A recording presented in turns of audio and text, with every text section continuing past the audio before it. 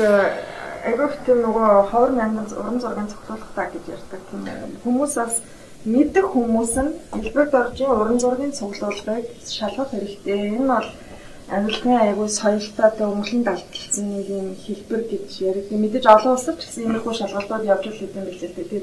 Тэр нь ямар хүмүүс нууц биш бол бэлгэлсэн байдаг юм бол. За би хэлье. Ер нь юм цуглуулна гэдэг бол баян хүн мөнгөтэй хүн цуглуулдаг байна. Цуглуулъя гэсэн дуртай тэрний хойноос явдаг. Тэр уран зураг гэдэг дотор сонингийн хайршилбарч хүртэл байгаа. Тэр уран зураг дотор тэр одоо зураач хөөхий өөд болохдоо цүнхэндээ хадгалж исэн тэр юмыг гэр бүлийнхэн хүн над авчирээд өгсөн байдгийг. Та зураг цуглуулдаг, та зурагт дурладаг гэд надад зургаа хандивуулдаг хүмүүс бий. Би 89 онд л эхнэрийнхээ төрсөн өдрөөр зураг бэлгэлээ сууж исэн. Би тэнд байхдаа тэр зургийн галерейд ордог, зураг сонирхдаг ийм л байсан. Би 30-аад жил явж исэн. Би 10-аад жилийн өмнө бараг 20-аад жилийн өмнө 100 зураг, 100 зураач гэдэг үзэсгэлэн гарч исэн. Санаж байна уу? Тиймэрхүү зүйлүүд байгаа. Би ганцхан хүсэлтэй.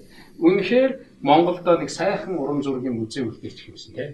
Нэг сайхан одоо эн чинь зарим газар 3 хаалга өхний зарим оронд бол нэг нь уран зургийн музей ч юм уу нэг тийм сайхан юм байдаг шүү дээ. Нэг үздэг Монголд нэг үздэг уран зургийн музей ч хийсэн. Гадаадын том галерей, гадаадын нэр хүндтэй музейнүүд голдуу хувийн цуглуулган дээр боссон байт юм байлаа. Одоо Монголд бол маш олон цуглуулагч байгаа. Тэрэн дотор төвд ажилладаг олон улсууд байгаа.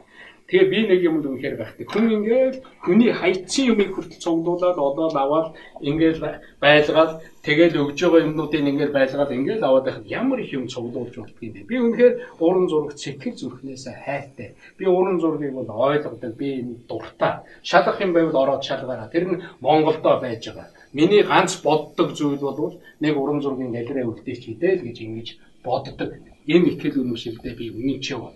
Тэрэн дотор надад төсвийн мөнгөөр худалдаад авсан. Аль эсвэл улсын архив энэ тэнд байсан.